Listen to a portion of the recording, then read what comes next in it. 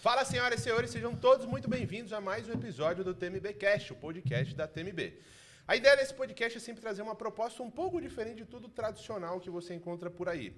Por quê? As pessoas que estão aqui, que são as convidadas ou os convidados, eles já tiveram um certo resultado na carreira deles. E provavelmente já contaram muito a história deles, já compartilharam muito o conteúdo deles nas redes sociais. E a ideia é a gente trazer o outro lado, o lado empresário desses infoprodutores. Porque quando ele está na rede dele, ele está falando do conteúdo dele. E às vezes ele tem pouco espaço para a gente entender a visão de negócio, como é que funciona, como é que é o dia a dia, como que ele lidera, qual é a visão de futuro que ele tem. Então a ideia é trazer um pouco desses bastidores. E para você que não me conhece, meu nome é Renato Torres, eu sou um dos diretores aqui da TMB, sou um dos hosts aqui também do TMBcast, junto com o meu casquinha de bala, certo, Reinaldo? Certo. Mais uma, meu casca de bala. Mais Vamos uma. lá. E a gente tá numa quase que uma temporada agora, basicamente só com mulheres. Porque hoje o digital, ele tem uma grande coisa que eu gosto do mercado digital, é a democratização de tudo. Então, as mulheres estão conseguindo mostrar cada vez mais resultado, ter cada vez mais visibilidade e engajar grandes comunidades de mulheres para que elas transformem o mundo. É basicamente isso. E a nossa convidada de hoje, cara, ela lidera uma comunidade de mais de 15 mil CEOs. Ela está impactando diretamente o PIB do Brasil, viu? Exatamente. Ela está impactando diretamente o PIB do Brasil. E ao longo da jornada dela, ela conseguiu criar uma grande habilidade de criação de comunidades, criação e engajamento de comunidades, e teve um resultado extraordinário, até por isso que ela está aqui com a gente. Então, muito obrigado por ter aceitado, viu, Duda? Obrigada, eu estou muito feliz de estar aqui. Espero poder compartilhar um pouco, assim, tanto dos bastidores quanto também do meu conhecimento sobre essa parte de construção de comunidade.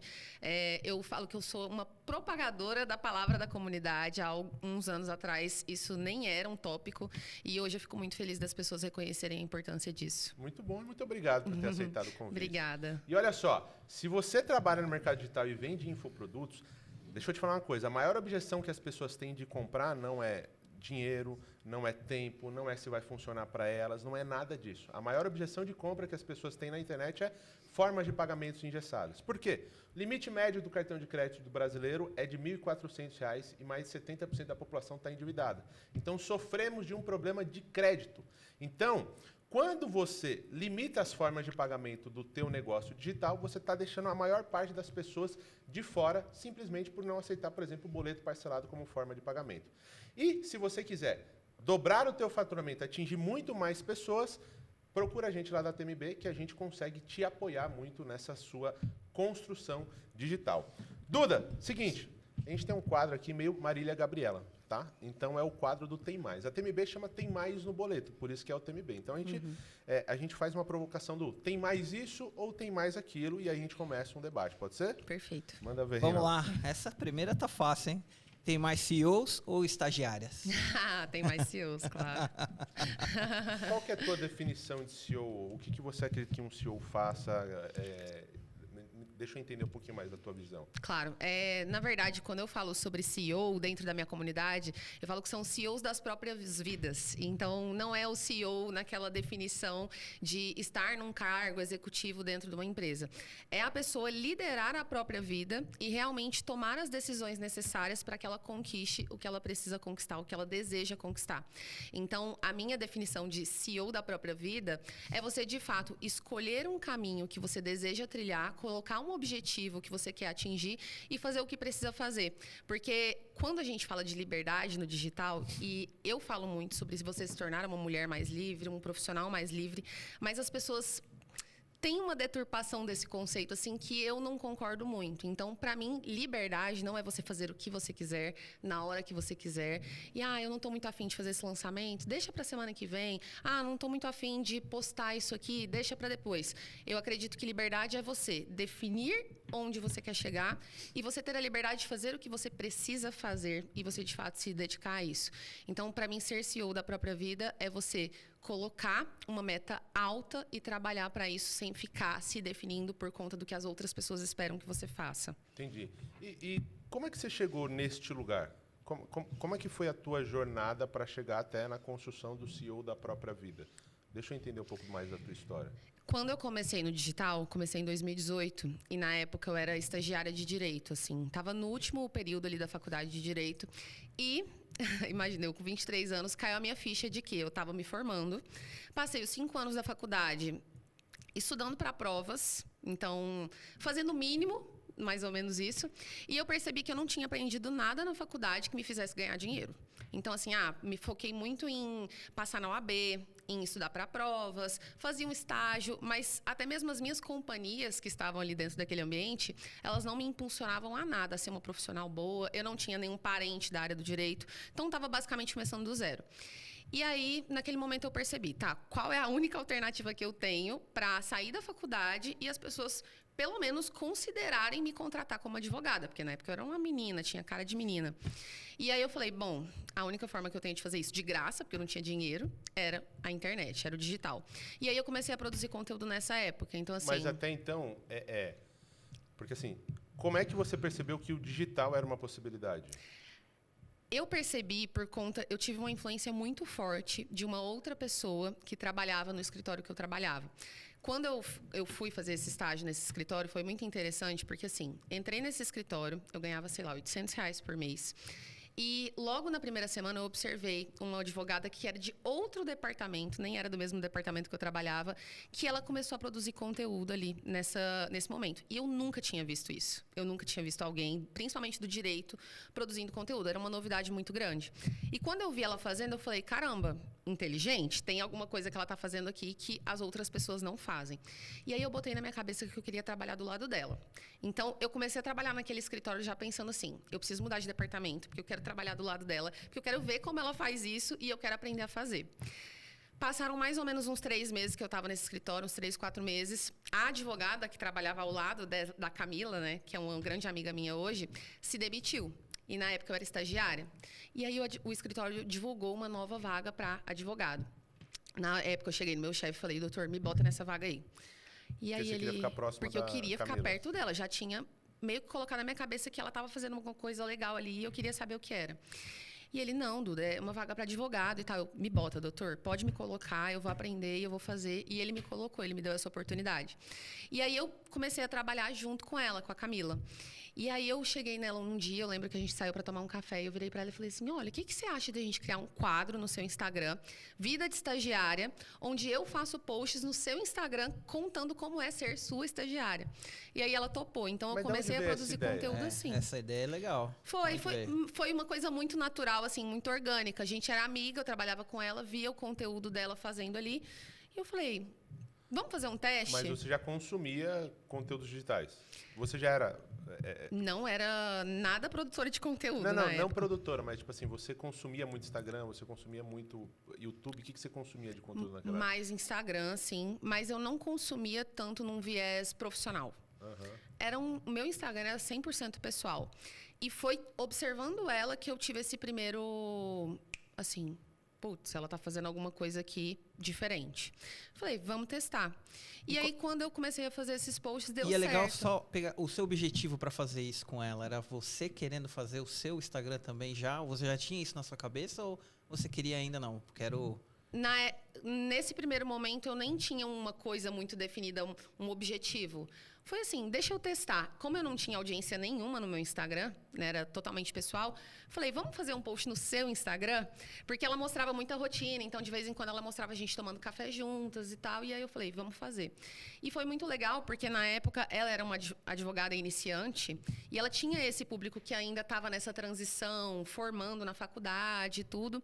E aí eu comecei a produzir o conteúdo no meu Instagram também, falando para outros estagiários. Eu estava na época estudando para a prova da OAB. E aí você perguntou dessa coisa do CEO.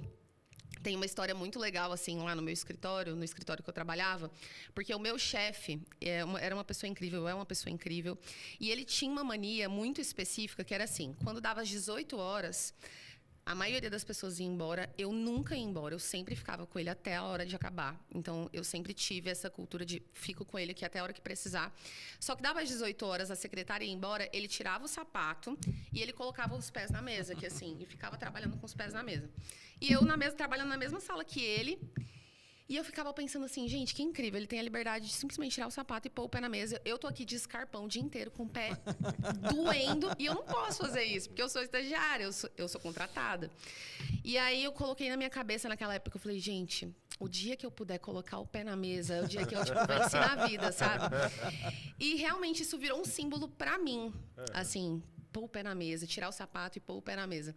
E aí eu comecei a dividir isso com a minha audiência. Gente, o dia que eu puder pôr o pé na mesa, isso pra mim vai simbolizar muito sucesso. Mas tua audiência fala, cara, foi 100% orgânico. Você tá gravando conteúdo pro Instagram sem estratégia. 100% orgânico, assim, Ok. foi muito... Vou fazendo aqui pra ver no que vai dar. E aí, inclusive, o primeiro produto que eu vendi na internet era uma planilha, que era uma planilha de estudos para a prova da OAB. Eu estudava e postava que eu estava estudando e as pessoas começaram, Duda, como que você organiza seus estudos? Como que você faz? Aí eu parei um final de semana, montei as planilhas de estudos e comecei a vender por R$20. E na época, eu não fazia ideia do que era uma plataforma de vendas. Então, eu vendia assim. A pessoa me mandava um e-mail. Oi, Duda, tudo bem? Quero a planilha de direito civil. Aí eu respondia com os meus dados bancários. Aí a pessoa me mandava o comprovante e depois eu mandava a planilha para ela. Tudo manual. Isso é 2018. 2018, exatamente. Tá. E aí eu comecei a vender dessa forma. E assim, na época eu ganhava R$800 no estágio. E aí, de repente, eu comecei a ganhar R$500 vendendo planilha, R$600 vendendo planilha. E eu já fiquei assim, tô dobrando meu salário Sou aqui vendedora vendendo de planilha. porra. Ah, já tava achando o máximo.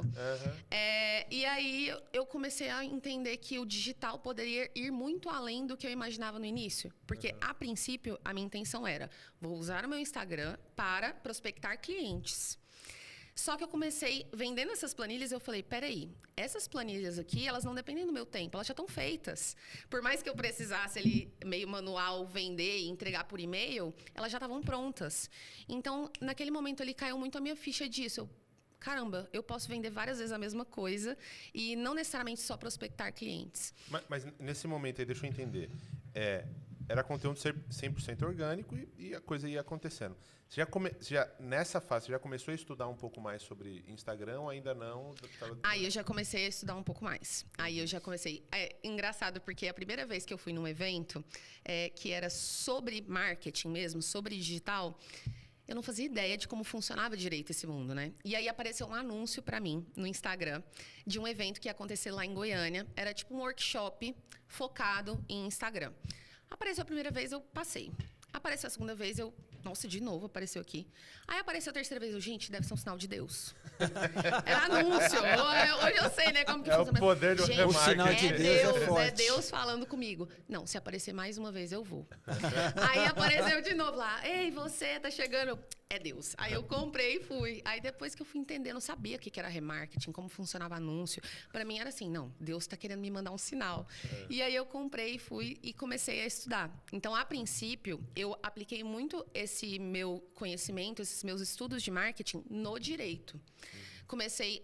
Eu palestrava muito na OAB, por exemplo, eu falava muito com outros advogados, comecei a prospectar clientes para a minha carteira de clientes. E aí chegou num momento ali em 2020, mais ou menos 1 ano e meio depois que eu comecei, que veio a pandemia. E aí, quando veio a pandemia, eu já estava dentro do ramo do direito bem posicionada, porque o ramo do direito, até então, era muito engessado na produção de conteúdo. Muito formal. Por conta da OAB também, né? A OAB tinha várias restrições e os advogados não conseguiam pegar aquilo que está na lei, por exemplo, e levar para o conteúdo de uma forma mais leve. Mais leve e que as pessoas normais entendem, que os clientes conseguem compreender. Como eu era muito jovem e não tinha nada a perder também, eu conseguia trazer uma linguagem um pouco mais acessível. E aí, quando veio a pandemia, que todo mundo precisou ficar em casa, eu continuei produzindo meu conteúdo normal. Quantos seguidores você tinha na época? Nessa época, eu devia ter uns 15 mil seguidores. Pô, E aí, é um legal, público né? bom, mas sempre com foco de trazer cliente, porque você ainda queria ser advogada, queria seguir na Sim, profissão, já até tinha então, OAB, tudo? Já tinha OAB. Ah, entendi. Me formei em 2018, peguei OAB durante o ano de 2019 ali até metade de 2020, focada no direito. Tá. E quando veio a pandemia, eu continuei produzindo meu conteúdo e surgiu essa demanda dos advogados, mandando assim, Duda, eu tô desesperada, porque veio a pandemia, eu não posso ir para o escritório, eu não sei como prospectar clientes no digital, como eu faço o que você está fazendo? E aí surgiu essa demanda. das pessoas perguntando como eu faço para produzir conteúdo. O que eu posso falar, o que eu não posso falar, porque tem o conselho de ética da OAB e tudo mais. E aí, nesse momento, ali mais ou menos em maio, junho de 2020, eu criei um produto que era um produto chamado InstaRex. Era um produto... Nossa, gente, cometi vários erros nesse produto, assim. Era um produto que eu entregava no Instagram. Então, eu criei um Instagram fechado e eu subia as aulas como vídeos ali dentro desse Instagram. Eu cobrei R$107 na época e eu vendi 700 vagas. Orgânico, do nada. Assim, eu não estava esperando por isso. Então, eu estava ali, imagina, 2020, ganhava uns 3 mil, 3.500, 4 mil reais como advogada por mês. E, de repente, tinha 70 mil reais na minha conta. Quando esses 70 mil reais entraram na minha conta, foi meio que uma coisa assim, eu falei, eu não tinha muita consciência, então eu pensava assim, esse dinheiro nunca mais vai voltar na minha vida. Eu dei muita sorte, eu pensava assim, dei muita sorte que eu era a pessoa certa, no lugar certo. Naquele momento a gente não sabia até onde ia a pandemia, então a gente não sabia direito como ia ser. E eu falei, eu tenho que guardar esse dinheiro, porque esse dinheiro vai ser minha aposentadoria, e continuar advogando. Continua advogando aqui, guarda esse dinheiro. E aí eu fui, guardei esse dinheiro, não gastei nenhum centavo e continuei advogando normalmente. Só que aí a pandemia foi se estendendo, aquele assunto foi tomando ainda mais proporção. As pessoas perceberam que realmente precisariam do digital mesmo quando a pandemia acabasse. E aí eu resolvi profissionalizar. Então, mais ou menos uns 3 meses depois, eu lancei um segundo curso, daí já numa plataforma, utilizando uma plataforma. E aí, desde então, eu não parei mais. No final de 2020, eu me demiti do escritório que eu trabalhava, resolvi focar 100% no digital e aí que a comunidade surgiu. Mas até então, você estava focada, essa audiência que você desenvolveu era focada para advogados. Sim. E você estava vendendo coisas para advogados. Assim, no meu primeiro curso, nesse curso do InstaRex, ele não era necessariamente para advogados. Eu fiz de uma forma mais ampla, mas 95% das pessoas que compraram eram advogadas. E quando começou a mudar essa audiência? Foi um processo muito lento. Foi um processo lento, assim, porque... Não é lento. Não tem nada de lento. Olha só, eu demorei 1 ano e meio para fazer minha primeira venda na internet. Você tem noção disso? Eu entrei em 2014. Abril de 2015 eu fiz minha primeira venda na internet. Não foi um processo, não é lento, mas é que eu não foi assim, eu não fiz assim, do dia pra noite eu falei, vou mudar meu nicho e é isso. Eu fiz isso de uma forma meio que orgânica mesmo. Então, como eu continuei trabalhando no escritório até o final de 2020, eu até falava, eu sou 2 Dudas, é como se eu tivesse 2 personalidades. De dia eu tô aqui no escritório, de noite eu tô trabalhando na minha parte de marketing. E eu mostrava essa carreira dupla. Inclusive, hoje, uma das coisas que mais me conecta com a minha audiência são as pessoas que querem fazer transição de carreira. Porque eu fiz isso e eu mostrei muito desse processo. Então, eu mostrei a transição de carreira, fui mostrando. Aí eu lembro que eu abria caixinhas de perguntas, tinham, sei lá, 30 perguntas. 28 de direito, 2 de marketing. Aí eu focava em responder as 2 de marketing, porque eu queria mostrar para as pessoas que eu queria falar mais sobre esse assunto. E aí um dos principais sinais para mim de que eu estava conseguindo mudar foi quando eu comecei a ver as pessoas grandes do marketing me seguindo. Porque aí eu via, caramba, fulana assim me seguiu, então comecei a... Quem foi a primeira pessoa grande que você viu que te seguiu? Nossa... Ou que você lembra? A primeira que você lembra? Eu lembro muito da época quando o Paulo Cuenca me seguiu, assim. Eu lembro que foi uma coisa marcante. Caramba, o Paulo Cuenca me seguiu. E aí eu falei, tô fazendo alguma coisa que tá chamando a atenção do mercado de marketing, já não só do direito. Então eu observava muito isso, sabe? As pessoas que até então eram minhas referências, que eu acompanhava, começaram a me seguir também e a me referenciar. E como é que foi a decisão de sair do escritório? A dúvida que eu tenho é, você tomou a decisão só de sair do escritório ou você tomou a decisão de deixar de ser advogada? Eu tomei a decisão de deixar de ser advogada, mas foi uma decisão que eu tomei que não foi tão abrupta. Eu sou uma pessoa muito segura, muito estável, eu prezo muito pela estabilidade, assim, na minha vida. Então, não foi aquela coisa do tipo, vou arriscar e tchau. Eu poderia ter feito isso quando eu fiz os 70 mil lá, né? Tchau, não volto mais. Mas eu tinha muito essa dúvida até um dia. E eu sempre tive muito na minha cabeça, fiz 5 anos de faculdade, estava fazendo 2 pós-graduações, então eu estava já nesse caminho ali do direito. E aí foi um tempo para eu conseguir assimilar. para eu conseguir entender que fazia parte, que essa mudança fazia parte, que estava tudo bem mudar. Até a minha família, e eu tinha que explicar para o meu pai, e ele, não troque o certo pelo duvidoso, faz as duas coisas ao mesmo tempo. Então, foi um processo, assim, de aceitação, digamos. Mas qual que foi o gatilho, Duda? Você tinha alguma meta pessoal do tipo assim, quando eu atingisse tal resultado eu mudaria, quando tal coisa acontecesse eu largaria? Ou foi um momento que você falou, bicho, não dá mais? Foi o momento que eu vi que não dava mais.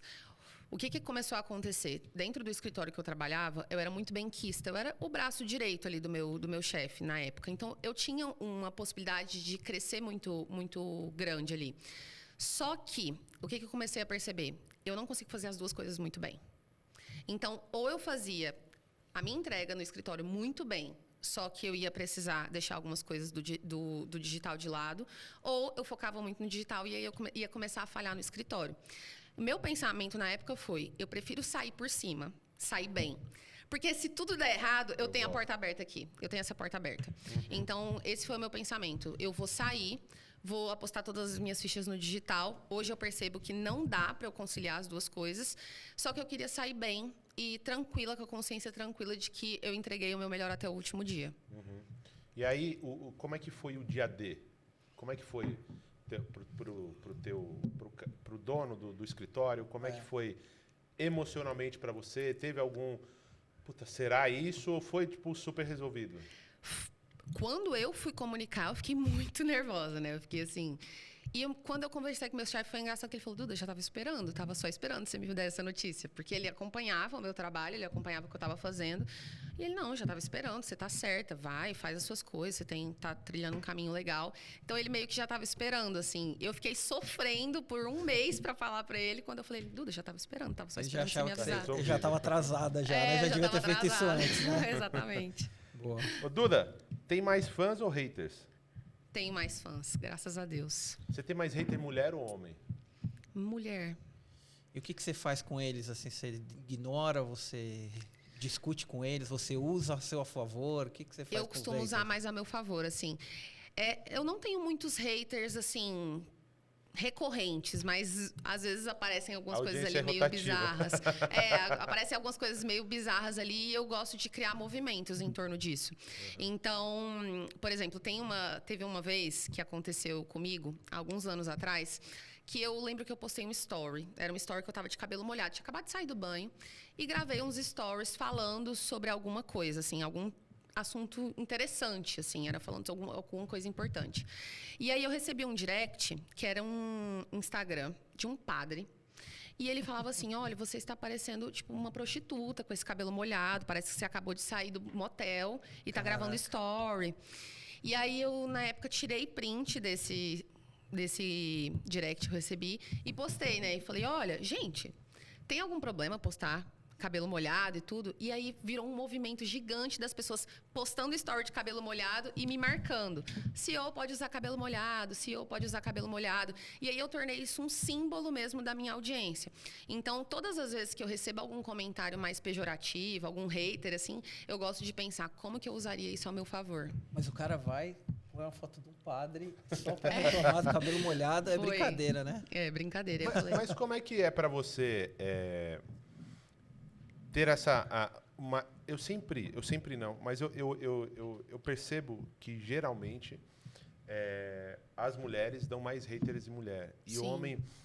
Cara, o homem, sei lá, é outra realidade. Acho que a gente vive em outro mundo. Então, tem muito uma questão de mulher que fala, não, você fez isso porque você é bonita, você fez isso porque tal coisa, você fez isso porque você é patricinha, sei lá, qualquer coisa do tipo. Como que é pra você, como mulher, criando até uma comunidade em cima daquilo, receber mais hater de mulher do que de homem? Sabe a sensação que eu tenho hoje, depois de alguns anos no digital, é que, assim, as pessoas, elas... quando você, igual na época que eu era estagiária, que eu era uma coitadinha, digamos ali, que estava me esforçando muito para crescer na vida, eu sinto que as pessoas gostam mais de você quando você está nesse lugar do que quando você está no topo.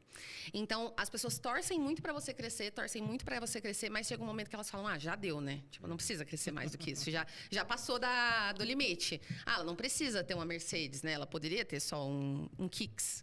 Então, eu percebo isso, que existe esse limite onde as pessoas que têm muitas crenças limitantes, que não sabem lidar com essa questão da riqueza, não conseguem olhar para isso de uma forma positiva, elas já começam a buscar motivos para não gostar de você. Então, hoje, o que eu penso? Assim, é muito ruim, é muito triste você saber que existem essas pessoas que têm esse pensamento, mas hoje eu tenho uma consciência muito tranquila de que eu sei que é mais sobre as pessoas do que sobre mim, assim. É mais alguma coisa sobre foi ela. Assim, provavelmente. Como que foi o começo ali? No começo eu sofria. Acho que todo mundo, né, no início, assim, eu sofria muito. E eu sofria muito... os haters que mais me fizeram sofrer, assim, foram os haters que eram de pessoas... que vinham de pessoas que eram do meu ciclo. Então, por exemplo, na época que eu era da faculdade ainda, eu tinha acabado de sair da faculdade... Existiam grupos de WhatsApp lá da faculdade que a galera mandava print dos meus stories, tipo, gente, que ridículo, olha o que ela tá fazendo. Isso me fazia sofrer muito, porque eram pessoas que me conheciam. E eu ficava pensando, será que eu tô fazendo papel de idiota, né? Será que, meu Deus, eu tô ficando maluca? E isso foi passando conforme eu fui tendo resultados. Então, eu comecei a perceber que o resultado que eu estava tendo era muito maior do que o resultado que essas pessoas que estavam ali criticando tinham. E eu falei, não vou levar isso em consideração. Então, foi uma maturidade que eu fui conseguindo ao longo do tempo de pensar, é sobre essa pessoa, não é sobre mim, e eu estou fazendo o que eu preciso fazer. Não vou deixar de fazer porque alguém está se incomodando com isso. Mas como que era teu ambiente ali? Porque quando eu entrei na internet em 2014, eu meio que tive que me fechar numa bolha, às vezes, porque assim, você fala, já tem tuas inseguranças naturais de empreender, aí você tem a dificuldade que é explicar o que é aquilo, a materialização nova, daquilo. né? Você fica muito tempo mais trancado no quarto do que na rua fazendo coisa. Eu lembro quando o Ícaro, ele começou a entrar mais no Instagram, ele começou a defender a bandeira do eu sou blogueiro mesmo. Sim. Eu falei, caralho, como eu queria ter ouvido isso lá em 2014. Porque aí ficavam tirando muito sarro de mim. Você é blogueiro, você isso, você aquilo outro. E quando você não tem resultado, você não pode nem mandar o cara falar, mano, na moral, mas eu tenho dinheiro, pelo menos, entendeu? Então, o ambiente, inclusive eu falo disso numa das minhas palestras, o ambiente, ele impacta diretamente, e acho que até por isso você tem, as suas alunas têm tido tanto resultado por conta do ambiente da comunidade. Então, o ambiente, ele impacta diretamente, principalmente nesse momento que você está se afirmando, que você está construindo. Eu vi um cara uma vez falando uma piada, que eu falei, mas isso é muito real, que ele falou, imagina o Wesley Safadão, chegando lá no começo da carreira dele, o cara perguntou, qual que é teu nome artístico? Ele, Wesley Safadão. Eu falei, não, é ruim. Não, pode pôr. Hoje é muito fácil ele chegar ali, é Wesley Safadão e todo mundo vai respeitar. Então, o começo, principalmente quando você está fazendo algo que gera visibilidade, gera exposição, e na exposição, até, você pode até falar uma merda. Puta, o que eu tô falando aqui, você não sabe que aquilo é errado, até por isso você tá falando. E aí alguém fala e aquilo te abala também. Assim, puta, fiz merda. Como que era para você esse começo, esse ambiente? Como é que você se protegia um pouco emocionalmente desse passivo-agressivo ali que naturalmente acontece? Por isso que esse foi o motivo de eu ter decidido criar a comunidade, inclusive, porque eu acredito fielmente que o ambiente influencia muito no comportamento do indivíduo.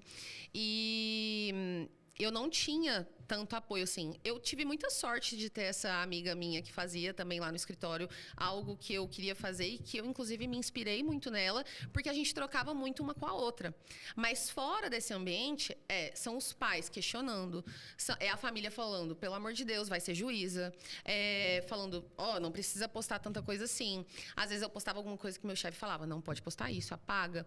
Então, é muito difícil num ambiente onde as pessoas não fazem ideia do que você está fazendo, elas não fazem ideia de onde isso pode levar, elas não vão te apoiar. E às vezes nem é por mal. Igual hoje eu falo assim, meu pai não era por mal que ele falava, não troca o certo pelo duvidoso. Ele estava pensando no meu bem, mas é que ele não tinha essa visão. E aí, no início, para eu lidar com isso, eu me fechava muito. Então, assim, eu não falava com ninguém sobre as minhas inseguranças. Eu tentava fechar o ouvido, mas aí eu passava 3, 4 dias sem postar nada, porque eu recebi uma mensagem que me deixou chateada, que me deixou pensativa sobre o meu propósito ali dentro da internet. E fazer parte, me conectar com pessoas que estavam olhando para esse mesmo lugar, fez toda a diferença para mim. A primeira vez que eu entrei num grupo de mastermind, por exemplo, eu lembro que quando eu recebi o convite, era R$30 mil na época. Na época eu tinha um HB20. E quando eu recebi esse convite, R$30 mil, eu pensava, é o valor do meu carro. A primeira vez que eu recebi o convite, eu falei, tá doido, é o valor do meu carro. Eu vou trocar meu carro, se for para gastar R$30 mil. E aí a pessoa virou para mim e falou assim, Duda, confia, vem. Você tem que vir, confia em mim, tudo. E eu lembro que no dia que eu fiz a transferência de R$30 mil, já valeu a pena. Porque eu pensei assim, caramba, eu tô me colocando nesse ambiente. O meu trabalho vale R$30 mil. Eu estou investindo isso em mim. Então, só de ter feito o pagamento, eu já me senti uma profissional melhor, eu já me senti mais empresária do que se eu tivesse trocado meu HB20 na época, por exemplo. Então, isso você vai tendo com o tempo. E hoje, as pessoas perguntam muito assim, dá para começar no digital ainda? Ainda dá tempo? Eu acho que é muito mais fácil você começar hoje. Porque hoje as pessoas têm muita consciência do que é o digital e que vai muito além de blogueiragem ou que é passar vergonha. Hoje é muito mais fácil as pessoas falarem, dá para ganhar dinheiro com isso. Lá em 2014, era loucura, né? Quando você começou. Então, hoje eu acho que é até mais fácil você começar do que era antes. Hoje é mais fácil começar no sentido de que é algo já mais sólido, né? Mas, naturalmente, a concorrência existe, mas também... Claro. Cara, Pensar em 2014, 2015, vender algum documento, um PDF e cobrar por isso na internet, era difícil. Hoje, realmente, você entende que isso tem valor. Mas, olha só, eu desde 2014, eu ouço, o mercado está saturado. O mercado tá saturado. Isso eu não acredito, não, porque tá cada vez cresce mais, né? É que a pandemia deu aquele boom, né? Aquele estouro, mas o mercado ainda tem muito a conhecer. Sim, né? total. Você vai no mercado tradicional, você pega pessoas que são grandes influentes no nicho aqui do infoproduto, se apresenta para o mercado tradicional, as pessoas ainda não conhecem. Não fazem nem ideia. E aí, muito comum. olhando meio copo cheio, você fala assim, poxa, então tem muito para desbravar, porque a galera ainda não conheceu tudo. Então, você pega pessoas que têm milhões e milhões de seguidores, a gente conhece, convive aqui no digital, e quando você chega num tradicional, assim, com empresa, o cara, não, quem é? Deixa eu olhar aqui. Não conheço, não faço ideia. Pô, mas tem 12 milhões de seguidores. Pô, mas eu não sou um desses 12. Aí as pessoas não conhecem, cara. Então tem um mercado gigante para desbravar ainda no digital. Assim. Com certeza. Duda, tem mais evento presencial ou evento online? Nossa, difícil. Eu faço mais evento online, naturalmente, para lançamento, mas o evento presencial, para mim, não existe nada igual. Como é que está a tua estrutura de negócio hoje? O que você tem? Quais são os teus produtos? Como é que funciona o teu negócio? O meu modelo de negócio gira muito em torno de comunidade mesmo, né? Então, assim, eu tenho hoje a minha comunidade, que é muito consolidada, tenho milhares de mulheres lá, e o meu ecossistema gira todo em torno da comunidade. E aí, eu tenho o evento presencial da comunidade, né? O encontro da minha comunidade. E a gente tem, todo mês, encontros online e tudo mais, que são incríveis, mas, para mim, a experiência do estar ali, olho no olho, aprendendo imersivamente, é uma experiência completamente diferente. E quando que começou a surgir esse teu interesse por desenvolvimento de comunidade? No começo você já sabia o tema comunidade? Qual foi o primeiro lugar que você teve contato e você falou assim, puta, é isso aqui? Quando eu decidi criar a minha comunidade, a primeira vez, né, que eu vendi comunidade, o nome era Comunidade Dudaflix. Nem era Comunidade CEO Digital, como é hoje. E hoje eu fico pensando, gente, que nome bosta, né? Como que você chama, dá o nome da sua comunidade, o seu nome. É tipo assim, pague para me assistir. Imagina só, Comunidade Sobral, péssimo. Que merda. Não, mas o dele, porque ele é muito forte, né? Ele já tem, mas na época, imagina, começando Comunidade Dudaflix. Mas ele começou também sendo você pequeno, viu, o dele porra. foi, né? Mas na época eu ficava, gente, meu Deus, que nome péssimo, né? Mas eu coloquei na época, Comunidade Dudaflix.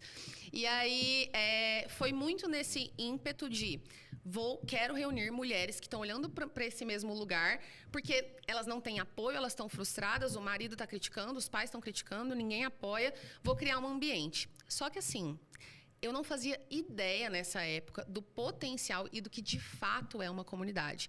Criei, tendo esse interesse, mas hoje, depois de muitos anos de estudo, de gestão da comunidade, hoje a gente tem várias dinâmicas diferentes ali para, de fato, fortalecer esse senso de comunidade, eu vejo a diferença que isso faz na vida da pessoa. Então, eu já criei pensando nisso, preciso conectar mulheres que estão olhando para o mesmo lugar, porque elas vão se apoiar e elas vão crescer juntas, mas hoje eu tenho uma dimensão muito maior do que isso realmente significa. E quando que foi que você olhou assim para a comunidade e falou, não, agora, de fato, isso daqui é uma comunidade?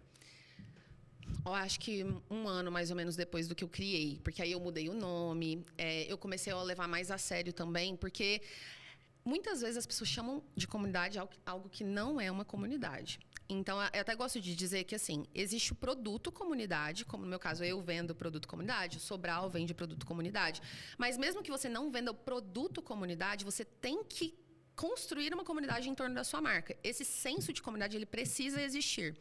Então, eu olhava mais para o senso de comunidade do que para o produto comunidade.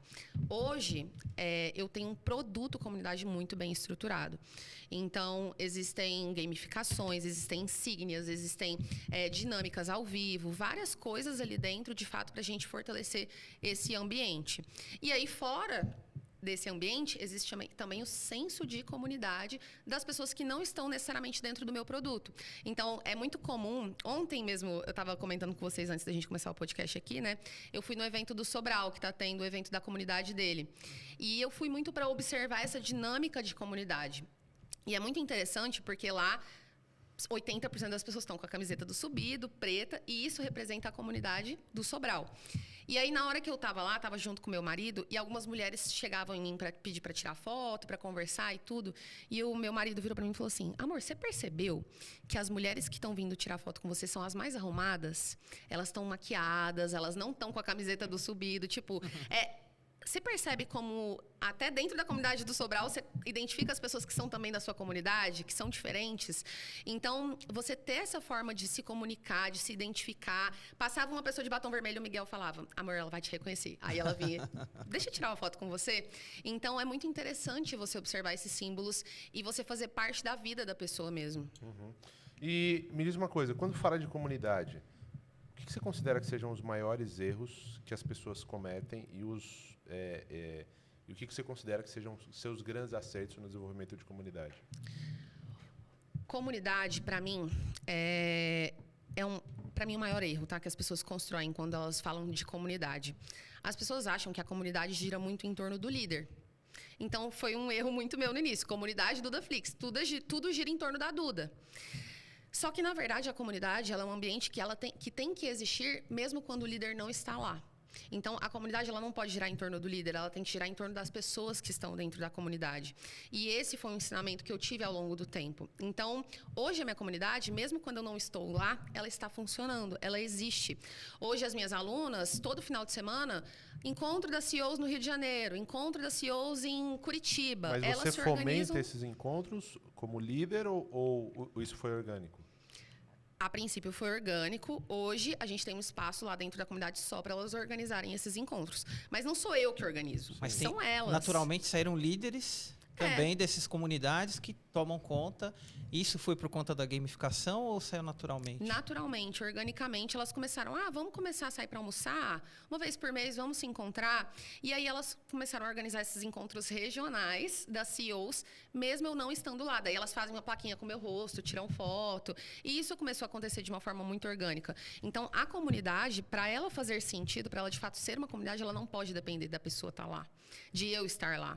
E aí, mesmo quando eu não estou, os princípios continuam sendo seguidos, as regras continuam sendo seguidas, as pessoas estão ali se identificando de alguma forma através dos nossos símbolos. Então, esse para mim é o primeiro erro que as pessoas cometem. O ego do líder ali, de querer que tudo gire em torno dele. Para mim, tem que ser muito sobre as pessoas. E é muito sobre você ouvir quem está dentro da sua comunidade. Então, tudo que eu fui criando dentro da minha comunidade ao longo do tempo foi ouvindo o que as pessoas ali precisavam. Hoje, dentro da comunidade, por exemplo, eu tenho as insígnias, que foi a gamificação, né, que eu falei. Foi um dos maiores acertos que eu acredito que a gente criou dentro da comunidade. A gente tem um sistema de insígnias, que são 8 insígnias no total. que elas podem conquistar, que elas podem colecionar. E se elas conquistarem mais de 6 insígnias, elas se tornam CEOs Premium. E aí elas têm direito a um jantar comigo no final do ano. Então, um jantar só com a CEOs Premium. E aí, essas insígnias, elas são algumas de resultado financeiro. Então, por exemplo, bateu 10 mil por mês, ela ganha uma insígnia. 100 mil de faturamento, ela ganha uma insígnia. 1 milhão, ela ganha uma insígnia. Mas tem as insígnias que são, foi no evento presencial, ela ganha. Ela ganhou um desafio no mês, que a gente faz dentro da comunidade, ela ganha a insígnia. Ela renovou o acesso dela, ela ganha uma insígnia. E aí, a gente cria esse ambiente onde as pessoas fazem questão de falar que elas estão conquistando as coisas, porque existe também um benefício dela comunicar pra gente. O fato de uma pessoa bater a meta motiva todas as outras, porque elas percebem que é possível. E aí a gente vai criando esse ambiente onde as pessoas renovam, todos os anos elas querem estar lá. E cria um negócio muito sustentável. Qual que é o... Desculpa. Rapidinho, deixa eu aproveitar esse tema aqui ainda. Tá bom. Como é que você mede o engajamento de uma comunidade? Como que você mede um engajamento de uma comunidade? A gente tem várias métricas para olhar para isso. Hoje, por exemplo, eu tenho 2 gestoras de comunidade profissionais. Todo mês eu tenho uma reunião com elas, onde elas me passam um relatório de tudo o que aconteceu no mês passado e o que a gente vai fazer esse mês. Então, elas me passam todas as métricas. Hoje, eu uso uma plataforma específica para a comunidade que me dá várias métricas. Então, a gente consegue ver quem foram as pessoas mais engajadas, a gente consegue ver quantos comentários essas pessoas fizeram, qual foi o post que mais se destacou, quem entrou na comunidade mais vezes. Então, existem vários dados que a gente consegue coletar dentro dessa plataforma. E aí a gente presenteia, né? Então, a pessoa mais engajada, a gente faz o post CEO do mês, e aí ela recebe um presente em casa. Então, tem toda essa questão da gente metrificar isso e acompanhar. Mas você não tem um indicador que você considera, putz, isso aqui é mais importante. Por que eu estou te fazendo essa pergunta? Tem o Twitter, em determinado momento, ele entendeu que se o usuário dele seguisse 30 pessoas, ele seria um usuário muito mais ativo. Então, ele adaptou toda a plataforma para que aquele cara seguisse 30 pessoas o mais rápido possível. Que aí ele entende que o usuário vai ser muito mais ativo dentro da comunidade Twitter. Não necessariamente na comunidade, mas dentro da rede social. Quando eu levo para o meu universo do GPS, que eu acredito que a gente tem uma comunidade forte, a gente tem uma característica de produto que chama áudio diário. É um áudio por dia, e o cara só consegue ouvir o áudio de hoje, ele não consegue ouvir o de ontem, nem o de amanhã, e ele não consegue baixar. Então, eu tenho uma escassez se você não ouviu hoje, você não ouve esse áudio nunca mais. E o que a gente considera, uma das coisas que a gente considera como o principal indício de engajamento é a recência do áudio dos últimos 3 dias. Então, a porcentagem da base que ouve o áudio nos últimos 3 dias.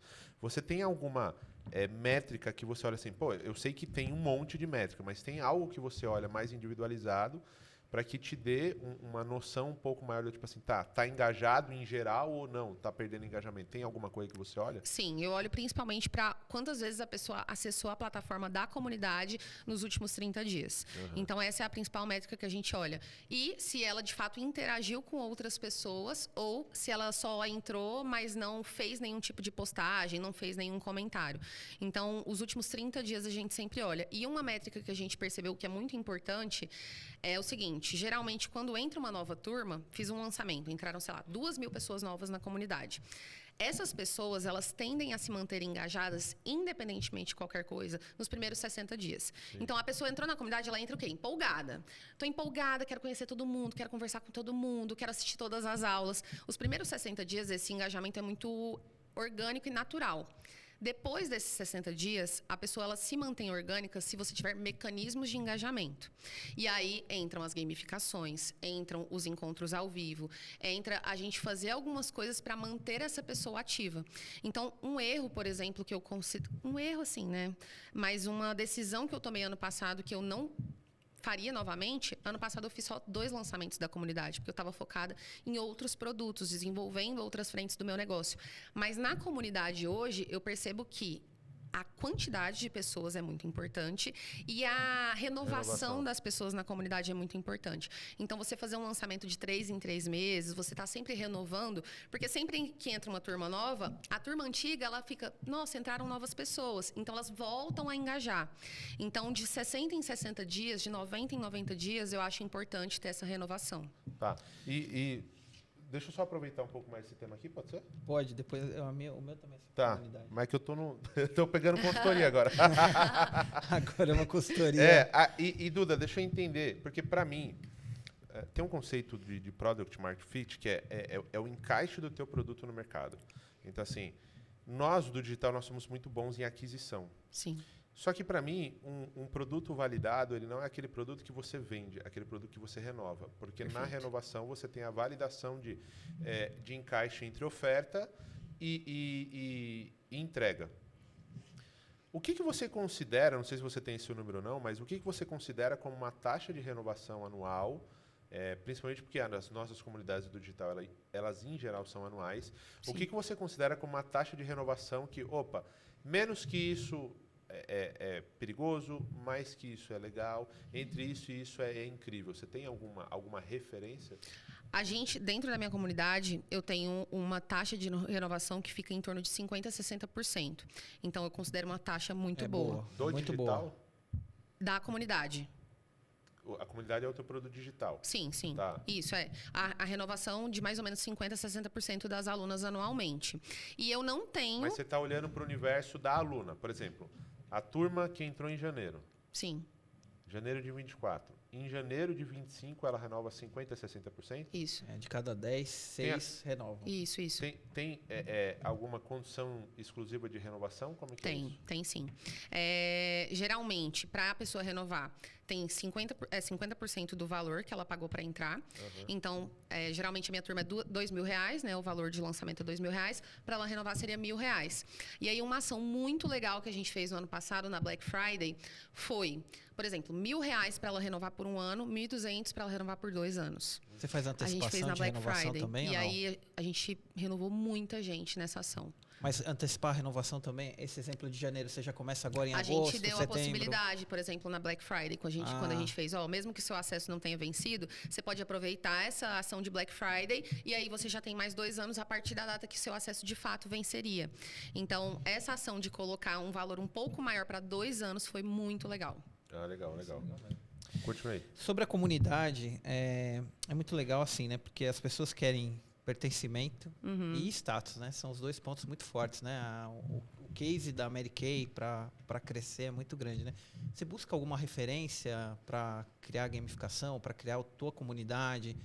Você busca algum mercado específico? Você busca alguém? Você olha, faz copia o modelo de alguém? O que você se baseia? Não tenho uma referência única, assim. Eu observo várias comunidades e aí eu vou pegando coisas que eu vejo que fazem muito sentido. Então, por exemplo, esse ano eu fui na Disney, lá em Orlando, e eu observei várias coisas que eu falo, isso aqui é muito legal para a comunidade. Por exemplo, você chega lá e aí quando você chega pela primeira vez, você ganha o botãozinho, primeira visita. Ou você está de lua de mel, você ganha o botãozinho, lua de mel. E aí eu falei, esse ano no meu evento eu vou fazer isso. Eu vou implementar isso. Então, as meninas vão chegar lá no Encontro Nacional de CEOs e tem o botão, primeira vez aqui, ou o botão, já sou veterana, segunda vez. Porque aí isso faz a pessoa se identificar, pertencer e ter o status também, como você falou.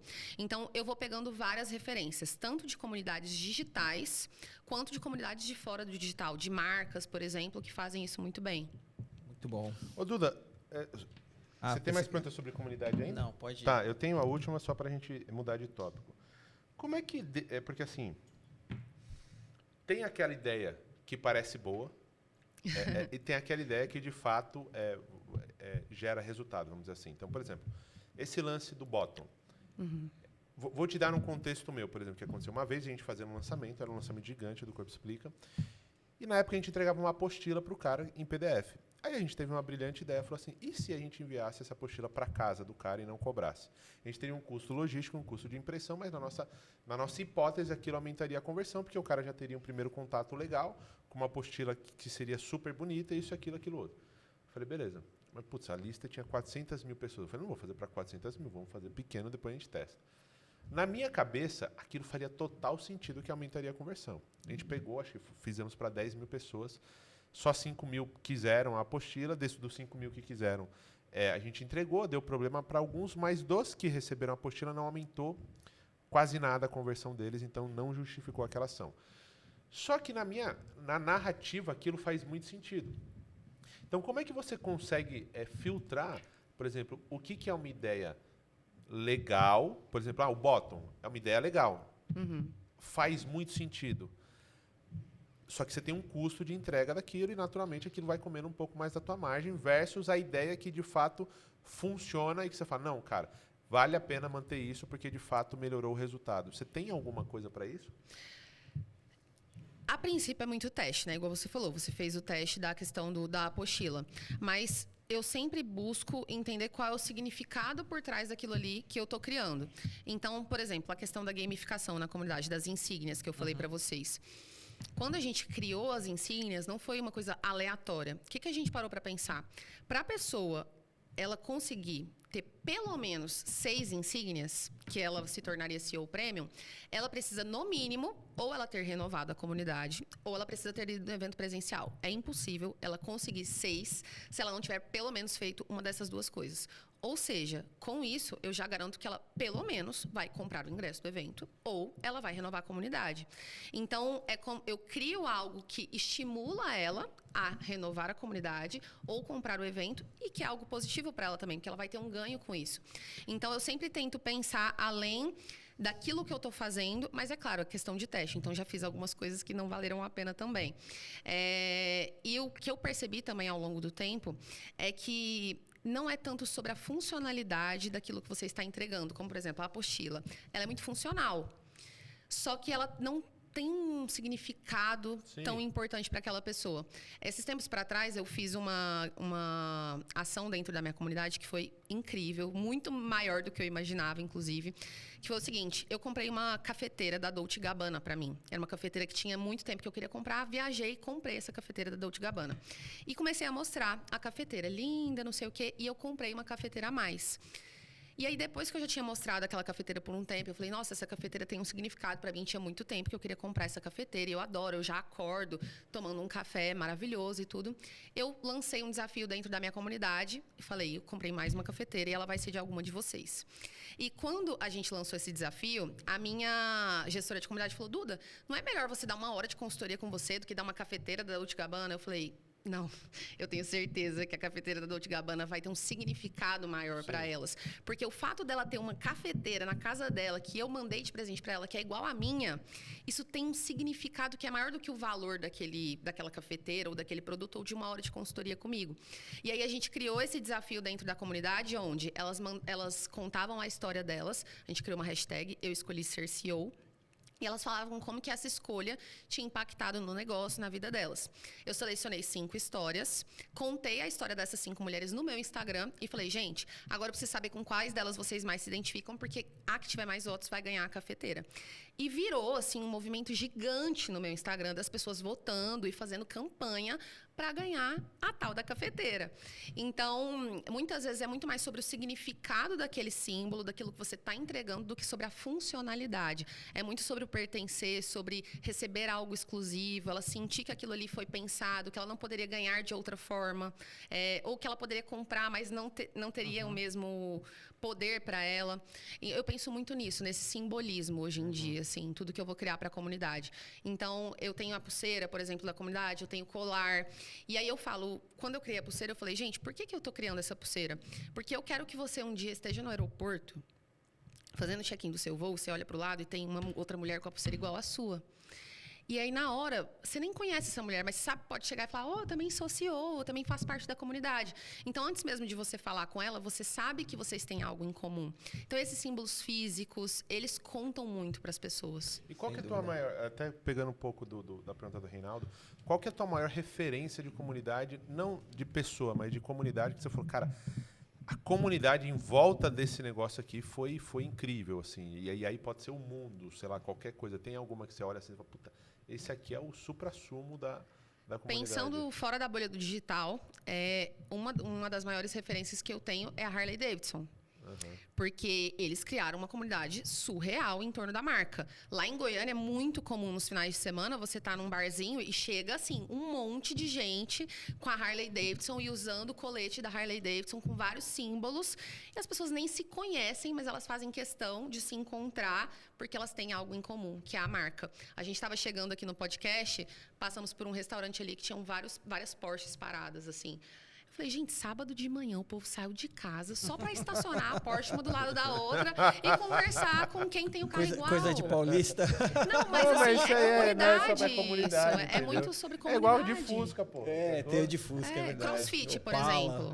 Gente, CrossFit é uma comunidade incrível. Satânica. É realmente. satânica. Paga Existe pra correr na uma seita em torno do CrossFit, né? Então, quando as pessoas fazem questão de falar que elas são crossfiteiras ou que elas têm uma Harley Davidson, isso é muito mais interessante do que a funcionalidade do produto. Talvez a moto Harley Davidson não seja a melhor do mundo, só que ela representa algo. Então, isso é muito interessante. No mercado de luxo tem muito isso também, né? Quando eu comecei a estudar muito sobre esse simbolismo, as bolsas foram muito interessantes para mim, para estudar. Porque quando eu era advogada, não tinha dinheiro, eu lembro que eu fazia audiência, eu tinha uma bolsinha da Renner, que era horrível. E eu ia para as audiências com essa bolsa, porque eu não tinha outra. Teve um dia que eu cheguei em uma audiência, era uma audiência importante, era uma audiência que tinha testemunha e tudo mais. E eu cheguei na audiência com a minha bolsinha verde, horrível, da Renner, sentei e fiquei esperando a outra advogada. E na hora que a outra advogada chegou, ela estava com uma bolsa da Prada. E quando ela chegou e ela sentou, ela botou a bolsa na mesa e sem falar nada pra mim, ela já, tipo, sou melhor que você. Sabe assim, ela me mandou um sinal claro de que ela era melhor do que eu. E aí tem pessoas que viram e falam, nossa, Duda, mas talvez ela seja herdeira. Talvez a bolsa seja falsa. Mas naquele contexto, aquela bolsa significa algo. Ela representa status, ela representa poder, representa que ela é uma boa advogada. Então, esses símbolos, eles comunicam coisas que a gente nem para pensar, tá no nosso subconsciente. Sim. Eu acredito muito nisso também. E, ô Duda, qual foi o momento que você percebeu que você virou empresária? Que você falou assim, cara, eu não sou só uma produtora de conteúdo, eu de fato virei uma empresária. Tiveram 2 momentos que foram muito marcantes para mim. O momento que eu, de fato, abandonei o direito, né? Então, eu lembro, foi dia 17 de dezembro de 2020, que eu saí do escritório. E eu saí do escritório, assim, chorando, mas aliviada, pensando, agora eu tô indo com tudo aqui, eu tô realmente levando a sério. E o segundo momento foi, quando eu comecei a escalar um pouco mais, né? Eu tinha coprodução. E aí, o momento que eu larguei a coprodução, para mim foi muito importante também. Porque eu sentia que, tendo uma coprodução, quem tinha empresa eram eles. Eu era só expert, eu não era empresária.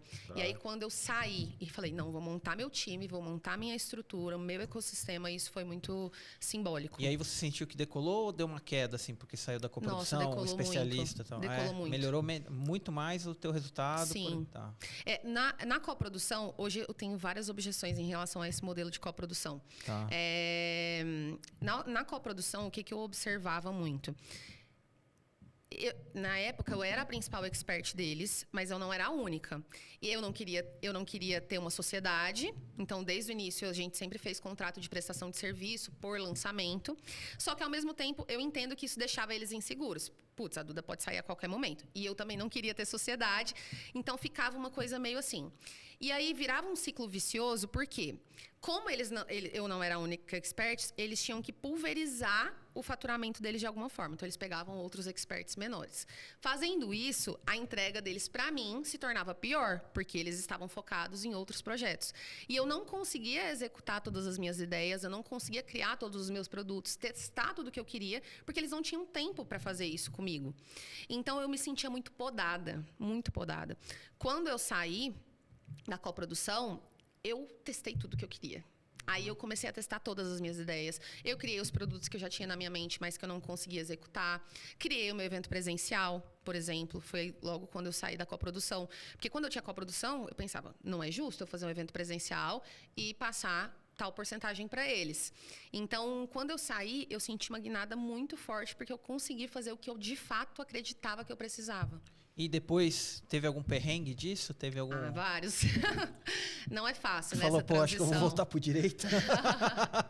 Não, nunca pensei em voltar pro direito, não. Mas existem vários perrengues, porque aí para você montar uma equipe, você liderar um time, é completamente diferente, né? Aí é outra história. Então, por isso foi muito importante para eu me ver como empresária, de fato, ali, construir a cultura da minha empresa, qual era a minha visão de negócio, o que eu realmente queria. Deixa eu entrar um pouco nesse tema de perrengue. Qual foi o perrengue, Duda? O maior perrengue que você já passou em live? Em live? Nossa. Teve uma vez que eu ainda estava com coprodução, inclusive, que a gente foi fazer uma live. E foi uma live, assim, que eu tinha antecipado muito. E eu tinha ligado para as pessoas, ligava e tudo. E aí, na hora que eu entrei na live, o som não saía, não rolava. Eu tive que remarcar a live. Para mim, foi terrível. E aí, eu lembro que eu fiz um post que eu tava assim, ó, com a cabeça para baixo, né? Meio que lamentando. E aí, hashtag cancelada. Eu coloquei hashtag cancelada. E aí, na descrição tinha live cancelada e tal. Só que aí, as pessoas começaram a achar que tinha sido uma estratégia. Entendi. Que eu tinha feito por querer. E aí, começou, você fez a gente perder nosso tempo. Você fez isso por querer. Eu tava me preparando e tal. Aí, eu tive que explicar e mudar a data por conta disso. Então, acho que foi o meu principal perrengue. E qual que foi seu principal perrengue no palco? No palco, nossa, eu tenho 2 histórias incríveis. Gente, terrível. Nossa, tem uma que eu nem sei se eu posso contar aqui no podcast. Não, agora pode. Mas pô. Agora, Eu sou fofoqueiro, velho. Se alguém falar isso pra mim, agora não essa tem mais história jeito. é terrível. Eu tive 2 histórias que foram esse ano, inclusive, as 2. Os 2 perrengues. A primeira foi no evento do Aguiari, do Leandro Aguiari. Cheguei lá no evento dele, foi no início desse ano, em janeiro. E foi no estádio do Palmeiras. Foi no Allianz Parque. Aí eu cheguei lá para palestrar, só que assim, sempre soube que o Aguiari é corintiano. Meu marido é corintiano. Quando eu fui para palestrar lá no Allianz Parque, meu marido já falou, como assim você vai palestrar no Allianz Parque e tal? Então, tipo, eu sei que existe um símbolo por trás disso. Tudo bem, fui lá palestrar e tudo. E na hora que eu cheguei, que eu fui começar a minha palestra, cheguei no Aguiari, em cima do palco. Falei, Aguiari, volta aqui, vem cá. Aí ele, o que foi? Como é que um corintiano faz um evento no Allianz Parque? Tipo, brinquei com ele na hora, fiz uma piada, assim. Aí eu falei, tem mais algum corintiano aqui? E o povo brincou. Tipo, foi engraçado na hora, assim, a gente fez uma piada.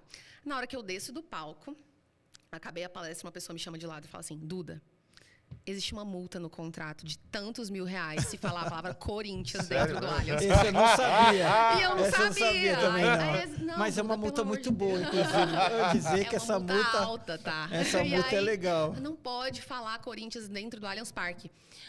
Aí eu, ai meu Deus do céu, ferrei o Aguiari, meu Deus e tal. Só que aí depois deu tudo certo, eles só pediram pra eu não postar, não aplicaram a multa. Mas aí eu falei, vocês não me brifaram, né? Aí eles, não, mas como que a gente imaginou que você ia entrar lá falando do Corinthians? Logo você. Tipo, brifamos o Sobral, brifamos, Renato. mas você a gente não esperava. Então, esse foi um perrengue muito grande. E o segundo, que eu acho que foi o maior, foi esse ano em Portugal. Porque eu fui palestrar em Portugal, num evento muito grande lá. E foi perto das eleições de Portugal. E eu não sabia, não fazia ideia disso, tá? Mas cheguei para palestrar e eu criei toda uma narrativa em torno do meu evento para falar sobre o momento do chega.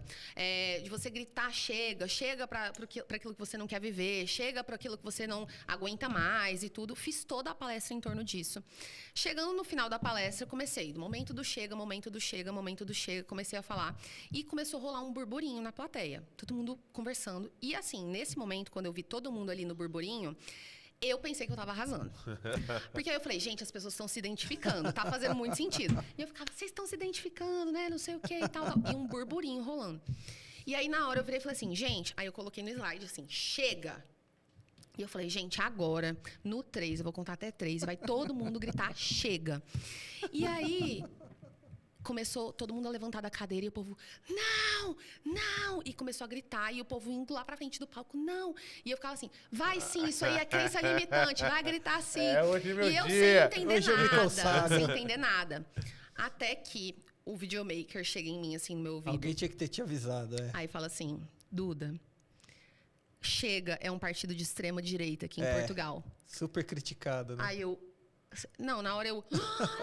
E você tava no palco ainda? Tava no palco. Eu fiquei uns 10 minutos falando, chega, e ninguém me avisou. Na hora que ele me avisou em cima do palco, foi até engraçado, porque daí na hora todo mundo começou a rir e começou a aplaudir, o povo levantou, começou a aplaudir, mas eu fiquei muito sem graça, porque eu fiquei uns 10 minutos falando sem fazer ideia e achando que tava tudo bem, que as pessoas estavam se identificando, mas na verdade tava rolando um problema ali, né? Porque tinha gente que era do Chega e queria gritar, e tinha gente que não era e não queria gritar. Tava gritando Bolsonaro Era como se eu estivesse gritando Bolsonaro. desde o primeiro minuto, Era. perto das eleições, Exatamente. né? E aí, você arrumou um sinônimo pra Chega ou... Ah, e na hora eu falei, vamos gritar basta, então. Aí gritou basta, só que o nome do partido Chega, antes de ser Chega, era basta. Aí você não arrumei, Aí vocês estão me caralho. lascando, né? Ah, se fudeu. Vai, vamos embora. Aí, enfim. Esquece tudo e Duda, acabou. mas foi Boa, essa tenso. é Qual muito que foi boa. o teu maior perrengue como empresária? Meu maior perrengue como empresária...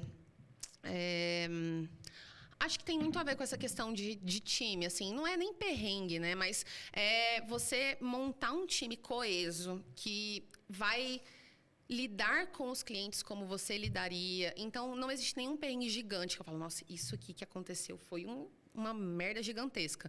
Mas essas coisas do dia a dia, assim, de você ir ajustando para que a comunicação se torne algo único. Legal. Como que tá a tua estrutura hoje? Quantas pessoas você tem no time? Como é que Hoje funciona a tua empresa? são 34 pessoas. Presencial ou remoto? A maioria remota. Tenho algumas pessoas em Goiânia, mas muitas pessoas são de fora, sim. E é uma estrutura, acredito, até enxuta, assim, e o time muito ligado mesmo. Então, hoje eu tô com um time do jeito A tua que eu função queria. é de CEO mesmo ou você delegou isso para alguém e tá tocando mais conteúdo? É o seguinte, hoje eu trabalho muito na parte mais estratégica, mas o CEO, digamos, dessa parte mais executiva, de tratar com o administrativo, é meu marido. Tá. Eu gosto muito de criar. Então, assim, eu sou muito boa na hora dos lançamentos de criar estratégia, de criar narrativa, produção de conteúdo. Isso é algo que eu não abro mão. Eu não gosto muito de delegar isso para outras pessoas. Então, eu fico mais, assim, na parte E na estratégica. parte executiva é o seu marido que toca a Isso, empresa. isso. Ah, legal. E qual que é a tua visão futura, ô Duda, para a tua empresa, para você como pessoa? Onde que você imagina daqui 5 anos que essa comunidade esteja, que a tua empresa esteja? Hoje, depois de alguns anos, né, eu percebo que eu quero que tudo do meu negócio gire em torno da comunidade. Então, eu acredito que a comunidade, até então, era o futuro, hoje é o presente. Quando eu criei a comunidade lá no início, as pessoas falavam, você é louca. É um modelo de negócio que é muito mais trabalhoso. É muito mais difícil você criar uma comunidade, manter uma comunidade, do que você vender um curso online. Porque quando você vende o curso online, entregou, acabou, né? No máximo tem um suporte ali de tira dúvidas. A comunidade ela é um organismo vivo. Então, todo mês tem que ter gamificação, desafio, encontros ao vivo. Você tem que ter várias coisas ali acontecendo. Então, ouvi muitas objeções quando eu criei a comunidade lá no início, mas hoje eu acho que foi o maior acerto que eu tive. Então, eu quero que tudo gire em torno da comunidade. Minha meta para daqui 5 anos é a gente ter mais de 100 mil pessoas dentro da comunidade e construir o ecossistema todo em torno disso. Então, por exemplo, hoje eu estou desenvolvendo um braço dentro do meu negócio de produto físico para... dentro daquele universo ali, CEO, colar, pulseira, roupão, agenda, várias coisas que estão dentro do nosso universo, até bandana de cachorro, de pet CEO, roupinha de criança, de CEO, porque são coisas que fazem a pessoa sentir que a gente faz parte da rotina. O evento presencial é algo que eu quero crescer cada vez mais e até mesmo criar novos níveis dentro da própria comunidade. Então, hoje eu quero que tudo gire em torno disso. Mas vamos lá, daqui 5 anos, você virou capa da Forbes. Como que você imaginaria sendo chamada? Eu quero manter a questão de ser a maior comunidade de mulheres dentro do digital. Então, para mim, esse é o meu maior objetivo. Que continue crescendo cada vez mais e eu quero ser sempre vista como referência em comunidade. Esse é o meu foco. E essa questão da pessoalização é um problema para você? Porque, por mais que a comunidade ela tenha que ser trabalhada na base do desenvolvimento dela mesma, você ainda é o principal canal de aquisição desses clientes. Você pensa em alguma estratégia de pulverizar essa aquisição ou para você está tudo bem e isso está centrado na tua imagem? Para mim, hoje está tudo bem ser centrado na minha imagem, porque a comunidade ela requer muito essa identificação, ela requer muito essa conexão. Então, eu falo que hoje eu sou o espelho das pessoas que eu atraio. é até por isso que eu falo, né? Quando eu vou lá no evento, eu sei exatamente quem são as pessoas que vão se identificar comigo. Então, eu sou espelho das pessoas que eu atraio. E essa figura dentro de uma comunidade é muito relevante, é muito essencial. Mas hoje eu crio coisas dentro da comunidade para que ela não dependa de mim. Então, hoje a comunidade ela depende muito pouco de mim para ela existir, para ela ter vida. A nossa estrutura ela vai muito além da Duda estando presente ali. Quero cada vez mais fazer isso. Então, por exemplo, um dos objetivos que eu tenho para a comunidade ali no médio prazo é a gente criar um clube de benefícios para CEOs. Tipo, quando a pessoa acumula pontos ali, né? Tem aqueles clubes de benefícios, porque daí eu consigo colocar empresas lá dentro, eu consigo criar um ecossistema mais forte, onde elas têm benefícios para elas e para outras pessoas e que não dependa de mim. Então, estou criando dentro da comunidade uma estrutura mais robusta, mas eu sei que no final das contas eu represento muito quem vai entrar ou quem não vai entrar, né? Legal. E Duda, já para a gente começar a encaminhar para o final, me diz uma coisa, o que você está utilizando de inteligência artificial, o que vocês já fazem, o que você vê de futuro para isso, para o teu negócio? Eu demorei um pouco para ceder para a inteligência artificial. Por quê? Eu tinha uma crença muito assim de que não dá para ser tão bom com a inteligência artificial, que não dá para ir tão bem. Eu acredito muito no trabalho humano, assim. Só que hoje em dia a gente já está implementando algumas coisas que têm funcionado muito. Então, hoje no nosso processo de comercial, boa parte está automatizada através de inteligência artificial. O suporte, boa parte também já está utilizando inteligência artificial. Hoje, dentro da comunidade mesmo, eu criei um robozinho para as alunas poderem usar. Então, tem lá para elas poderem utilizar a inteligência artificial baseada na metodologia da comunidade. E eu tenho implementado isso cada vez mais. Hoje eu tenho uma pessoa na minha equipe que é especialista em inteligência artificial. E qual que é o impacto que você vê da inteligência artificial nas comunidades? Você acha que isso pode, de alguma maneira, comprometer ou você acha que isso vai mais colaborar? Para mim é total colaborativo. Eu não vejo muito uma forma de comprometer. Por quê? Comunidade é sobre convivência com outras pessoas. Então, isso é algo que a inteligência artificial jamais vai conseguir mudar. Então, vem muito mais para somar, para facilitar, para poupar o tempo das pessoas no que elas precisam fazer. Mas eu não vejo como isso prejudicar as comunidades. Muito pelo contrário. Tá. Boa. Tem mais alguma aí? Eu posso pode ir pro... Para a pergunta sombria? Isso. Então, é uma pergunta sombria. Que é o quê? Cara, a vida é feita de imprevistos. Tem um dia que você está andando na rua, você tropeça, bate a cabeça e morre. Certo? Certo. E a gente não consegue controlar muito isso aí. Eu espero que isso não aconteça com você, mas pode ser que esse seja o teu último vídeo da tua vida. Credo! Vamos supor... Não espero que seja, mas vamos supor que um dia a gente acerta essa pergunta. Nossa, pensa, vai sair nos jornais, né? Vai sair no Fantástico. Então, vamos supor que esse seja o último vídeo da tua vida. Qual mensagem você deixaria para o mundo, Duda? Qual mensagem eu deixaria para o mundo?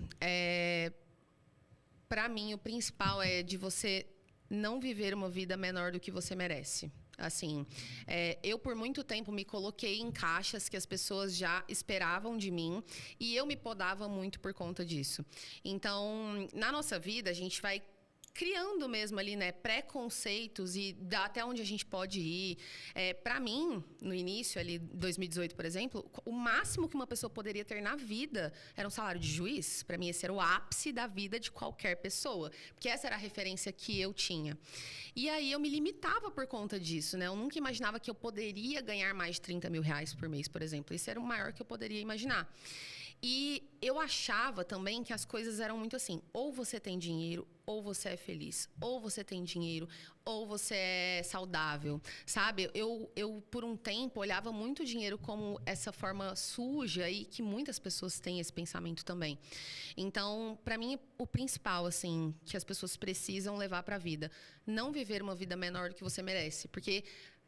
Tem até um livro que fala sobre isso, que a maior parte das pessoas, quando chegam no final da vida, elas não se arrependem do que elas fizeram, mas do que elas deixaram de fazer, né? Então, coisas que elas pensam, nossa, e se eu tivesse corrido aquele risco? E se eu tivesse dado aquela chance?